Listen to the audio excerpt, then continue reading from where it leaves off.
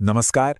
आज हम चीन की उस अविश्वसनीय कहानी को समझने की कोशिश करेंगे कि कैसे कुछ ही दशकों में वो देश गरीबी से निकलकर दुनिया की सबसे बड़ी आर्थिक ताकतों में से एक बन गया। चलिए इस सफर को करीब से देखते हैं और समझते हैं कि इसमें हमारे लिए क्या सबक छिपे हैं। तो सबसे बड़ा सवाल यही है कि भाई चीन ने आखिर ये किया कैसे? हमारे फोन से लेकर हमारे कपड़ों तक हर चीज पर मेड इन चाइना का टैग कैसे लग गया? इस जबरदस्त तरक्की के पीछे का राज क्या है? आइए इसी को आज डीकोड करते हैं।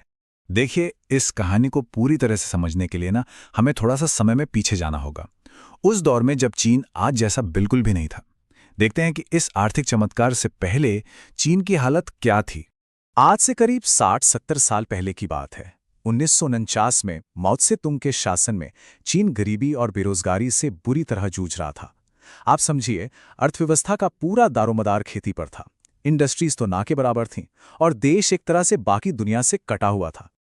और फिर आया साल 1978। ये चीन के इतिहास में एक टर्निंग पॉइंट था। यहीं से चीन की किस्मत ने एक नई करवट ली, और वो भी एक नए नेता की अगुवाई में। ये बदलाव लाए डेंग शियाओपिंग नाम के एक लीडर। उन्होंने ये बात समझ ली थी कि सिर्फ खेतीबाड़ी के भरोसे देश आगे नहीं बढ़ सकता, तो उन्होंने बड़े आर्थिक सुधारों की शुरुआत की, विदेशी कंपनियों के लिए देश के दरवाजे खोल दिए और सारा जोर एक्सपोर्ट पर लगा दिया। मतलब सामान बनाओ और दुनिया को बेचो। और बस इसी एक सोच ने चीन को उसकी सबसे बड़ी पहचान दी और उसे दुनिया का मैन्युफैक्चरिंग हब यानी वर्ल्ड्स फैक्ट्री बना दिया। अब समझते हैं कि ये हुआ कैसे। देखिए, स्ट्रैटेजी बहुत सिंपल लेकिन बहुत पावरफुल थी। चीन के पास करोड़ों की आबादी थी, मतलब सस्ते में काम करने वाले लोग मौजूद थे। तो उन्होंने एप्पल, नाइकी और सैमसंग जैसी दुनिया की बड़ी बड़ी कंपनियों को बुलाया और कहा, आओ हमारे यहाँ फैक्ट्री लगाओ, हम तुम्हें हर तरह की सुविधा देंगे।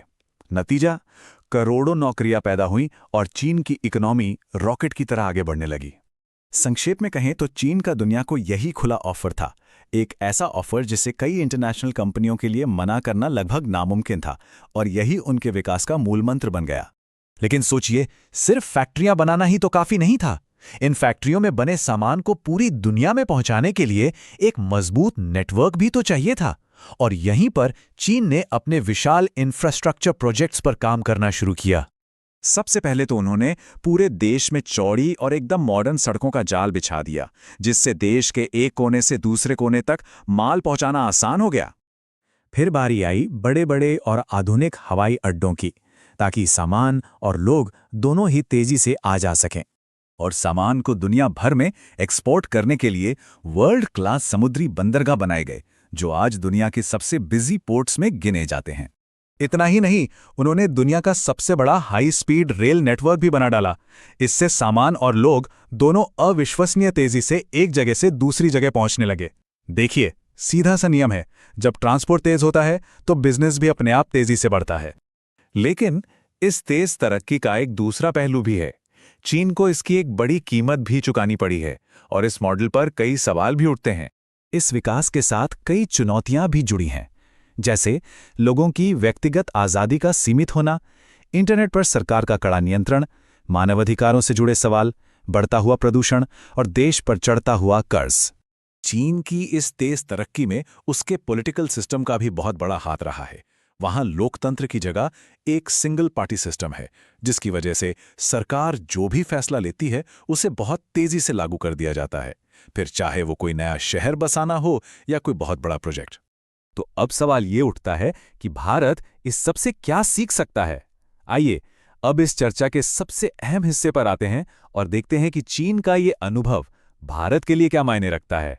देखिए, भारत चीन के इस अनुभव से कई बातें सीख सकता है, जैसे कि अपनी मैन्युफैक्चरिंग कैपेसिटी को और मजबूत बनाना, इंफ्रास्ट्रक्चर बनाने की रफ्तार को तेज करना, एक्सपोर्ट्स बढ़ाने पर फोकस करना, और सबसे जरूरी, एक लंबी अवधि की अनुशासित योजना पर टिके रहना। और आखिर में शायद सबसे महत्वपूर्ण सबक यही है कि चीन एक दिन में या एक साल में विकसित नहीं हुआ। ये 40 से 50 सालों की लगातार मेहनत, जबरदस्त प्लानिंग और एक तय लक्ष्य का नतीजा है।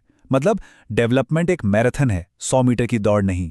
तो चीन के इस पूरे सफर को देखने के बाद ये सवाल मन में उठता है क्या भारत इन सबकों को अपनाकर दुनिया की अगली आर्थिक महाशक्ति बन सकता है? ये एक ऐसा सवाल है जिसका जवाब आने वाला वक्त ही देगा।